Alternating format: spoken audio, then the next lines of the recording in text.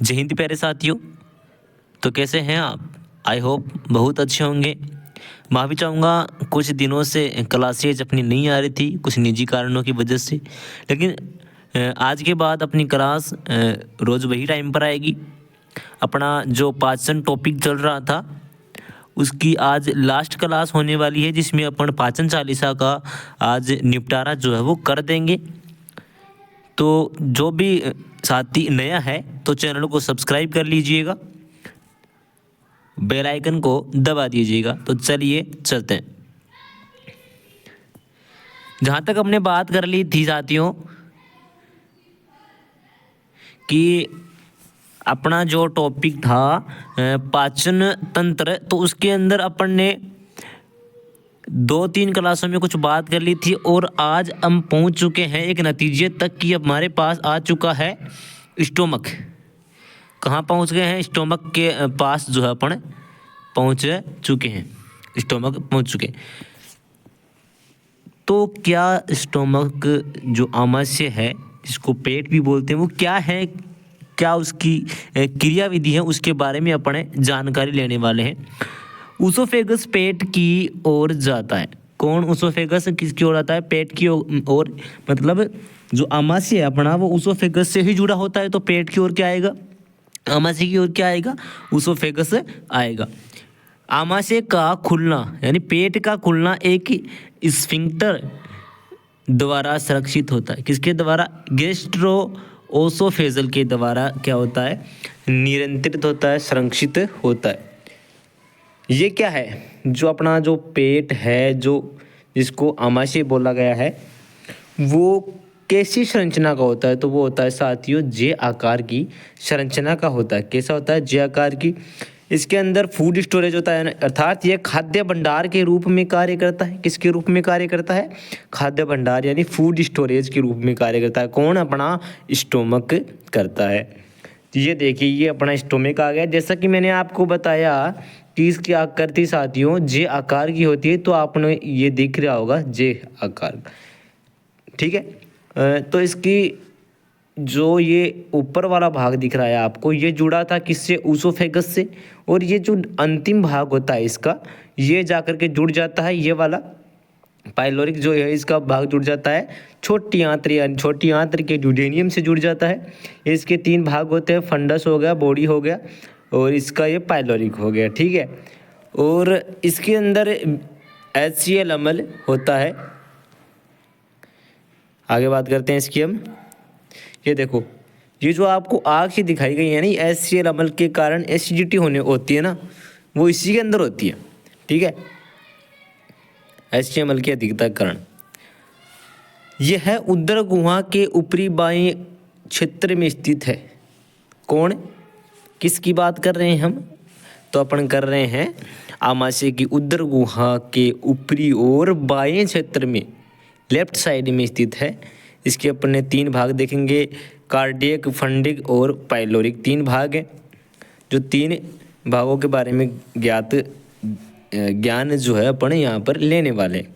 सबसे पहले देखेंगे कार्डियक के बारे में। यह अंग ऊपरी वक्रता द्वारा निर्मित, और जो फंडिक है जिसको पिंड या शरीर भी बोलते हैं, वह प्रमुख होता है और केंद्रीय यानी बीच के अंदर का क्षेत्र होता है। कौन? फंडिक। और जो पाइलोरिक है वो निचला भाग होता है, जो छोटी आंत में सामग्री को खाली करने में मदद करता है। मतलब जो आमाशय का जो स्टोरेज है वो कहाँ जाता है? छोटी आंत में जाता है। तो वो कौन ले जाता है? किसके द्वारा जाता है? जठरनिर्गम के द्वारा। जठरनिर्गम से होकर के ही तो जाएगा, पाइलोरिक से होकर तो ही जाएगा। ये अपन ने यहाँ पर आमाशय की 3 प्रकार के बात कर ली है साथियों। मैं आपको बता दूं, अगर आपको वन शॉट के माध्यम से डाइजेस्टिव सिस्टम को पढ़ना है तो मैंने एक क्लास में भी ये करवाया है। आप सोच रहे होंगे कि इतना गहराई से क्यों पढ़ाई जा रहा है, क्योंकि ये मैं डिटेल से पढ़ा रहा हूँ, डिटेल से क्लासेज जा रही है। बाकी वन शॉट के माध्यम से भी मैंने इसको पढ़ा रखा है, तो आप वहाँ से भी इसको देख सकते हैं एक रिविज़न के लिए, ठीक है। अब देखो, आपको एक चीज़ बता दूँ, जब भोजन में सलाइवा मिलता है ना, तो वो उसको बोलते हैं बोलस। लेकिन भोजन के अंदर जब आमाशय के बाद भोजन में आमाशय के अंदर क्या मिला दिया जाता है? HCl मिला दिया जाता है। HCl मिला दिया जाता है। तो भोजन क्या हो जाएगा, कायम बोला जाएगा। आमाशय से ऊपर भोजन को क्या बोला जाएगा, बोलस बोला जाएगा। ये बात आपको ध्यान में रखनी है। उसके बाद हम बात करते हैं स्मॉल इंटेस्टाइन यानी छोटी आंतरिक की, जिसकी आकृति 6.25 मीटर की होती है। कितनी होती है, 6.25 मीटर की होती है। ठीक है। एलिमेंट्री कैनाल का सबसे लंबा हिस्सा जो उदर में संचित स्थिति में मौजूद है, यानी जो किससे, उदर में है और आमाशय से जुड़ा हुआ है, और आकृति कितनी बताई इसकी, 6.25 मीटर का होता है। ठीक है। ग्रहणी में पेट का, अच्छा इसका ये स्प्लिंटर, ग्रहणी में पेट का खुलना पाइलोरिक स्प्लिंटर द्वारा संरक्षित होता है। पेट यानी आमाशय, ग्रहणी के अंदर जो आमाशय खुलता है ना, आमाशय का भाग, तो वो किसके द्वारा होता है संरक्षित, तो वो पहले हमने आमाशय में देखा पाइलोरिक स्प्लिंटर के द्वारा संरक्षित होता है। ये देखो, ये है ये पाइलोरिक स्प्लिंटर, जो ये आमाशय हो गया, ये देखो, ये तो जे आकृति का आमाशय यहाँ तक, ये आमाशय का लास्ट का भाग है, और ये है पाइलोरिक स्प्लिंटर, और यहाँ से जुड़ अपनी स्टार्ट हो गई है कौन, छोटी आंत्र। ठीक है, जो इससे जुड़ रहा है। ठीक है। अब बात करते हैं छोटी आंत्र के टाइप्स की, कितने में विभाजित होती है, तो ये 3 भागों में होती है, ड्यूडेनियम, जेजुनम और इलियम। बात करते हैं ड्यूडेनियम ग्रहणी की, जो सबसे छोटा हिस्सा जिसका आकृति जो है यूं आकार का होता है। कैसी होती है, यूं आकार की होती है, 20 से 25 सेंटीमीटर की होती है। बात करते हैं जेजुनम की, जो लंबे वाला भाग और मध्य वाला भाग होता है, 2.5 मीटर इसकी लंबाई अपने को देखने को मिलती है। बात करते हैं इलियम की, जो कि ये यहाँ पर गलत है। ठीक है। इलियम कैसी होती है, पतली होती है, पतली होती है, 3.5 मीटर लंबी होती है, अत्यधिक कुंडलित, यह बड़ी आंत में खुलती है। इलियम जो छोटी आंत का लास्ट पार्ट है ना, वो किस में खुलेगा, बड़ी आंत में खुलेगा। ये देखो, यह आपकी छोटी आंत है, यह आपकी ड्यूडेनियम है, यह आपका जेजुनम हो गया, यह आपका इलियम जो लंबा है, वो अत्यधिक कुंडलित आपको दिखाई दे रहा होगा ना, अत्यधिक कुंडलित है, और लास्ट में खुलेगा किस में, ये तो खुलेगा बड़ी आंत में, DIJ के नाम से, DJI के नाम से अपन इसको याद कर लेंगे, कर्मानुसार पूछा जाए तो, और कर्मानुसार ही पूछा जाता है। ठीक है। बात करते हैं लार्ज इंटेस्टाइन की, यानी बड़ी आंत्र की अपन बात कर लेते हैं। यह बड़ी आंत्र जो है, यह 1.5 मीटर लंबा है, 3 भागों में विभाजित होता है, अर्थात 1.5 मीटर लंबी कौन, बड़ी आंत, 3 भागों में विभाजित होती है। प्रथम भाग सेकम की बात करते हैं, यह एक अंधी थैली है, इसको अंधी थैली बोला गया, जो रोगाणुओं की मेज़बानी करती है। वर्मी फॉर्म अपेंडिक्स सिक्कुम से उत्पन्न होता है, इस सेकम से उत्पन्न होता है कौन, सिक्कुम से कौन उत्पन्न होता है, वर्मी फॉर्म अपेंडिक्स, जो संकीर्ण उंगली की तरह ट्यूबुलर प्रोजेक्शन है, जो एक वेस्टिगियल अंग है। कैसा अंग है, वेस्टिगियल अंग है। बात करते हैं कोलन की, वृद्धांत्र की, इसको 3 भागों में बांटा गया है, आरोही वृद्धांत्र, अनुप्रस्थ वृद्धांत्र और अवरोही वृद्धांत्र। इतना गहराई से आपको पूछा नहीं जाएगा, लेकिन आपको बता दिया जा रहा है। ठीक है, 3 भागों में बांटा गया है, और बड़ी आंत का सबसे लंबा वाला हिस्सा कौन सा है, वृद्धांत्र ही है। उसके बाद में आ जाता है रेक्टम, ये जिसको गुदा, यह गुदा से खुलती है, कहाँ से खुलती है, गुदा से खुलती है। ये अपचित सामग्री का भंडार करता है। नोट, अब ये नोट जो है ना, ये याद रखना है। ठीक है, क्या याद रखना है कि विटामिन B12 और vitamin K bacteria E coli द्वारा कोलन में बनते हैं। किस में बनते हैं, कोलन के अंदर बनते हैं, कोलन में, रेक्टम में नहीं, कोलन में बनते हैं। विटामिन B12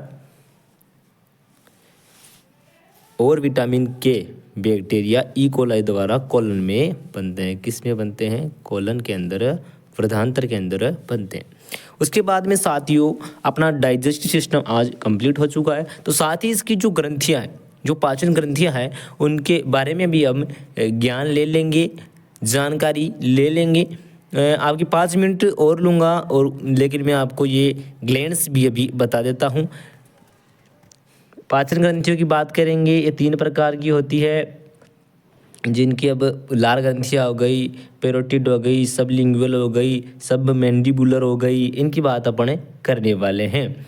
सबसे पहले आ जाता है अपना मुख्य भोजन का रासायनिक पाचन मौखिक गुहा में।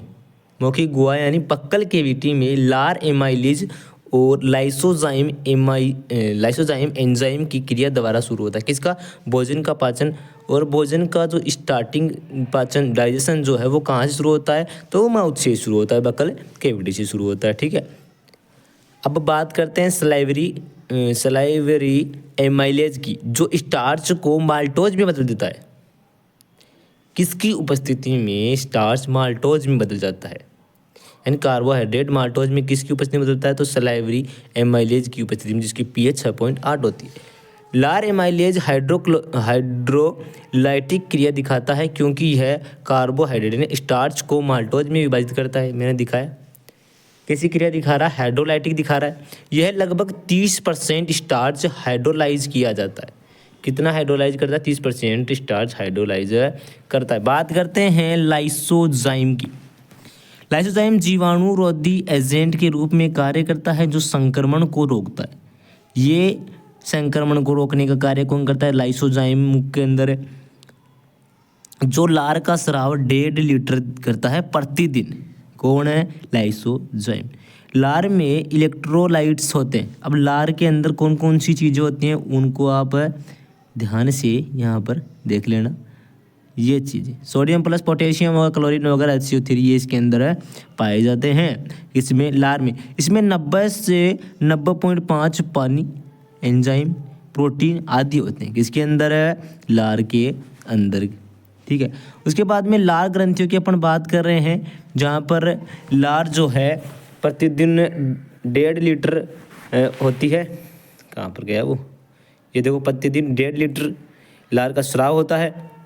और लार ग्रंथि कितने प्रकार की? 3 प्रकार की होती है। पेरोटिड हो गई, सब मंडिबुलर हो गई, और ये सबलिंगुअल यानी उपलिंग।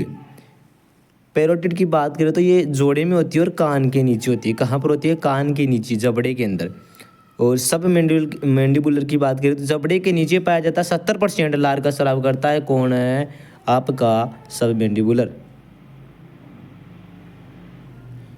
बात करते हैं सबलिंगुअल उपलिंग की, जो जीभ के नीचे पाया जाता है।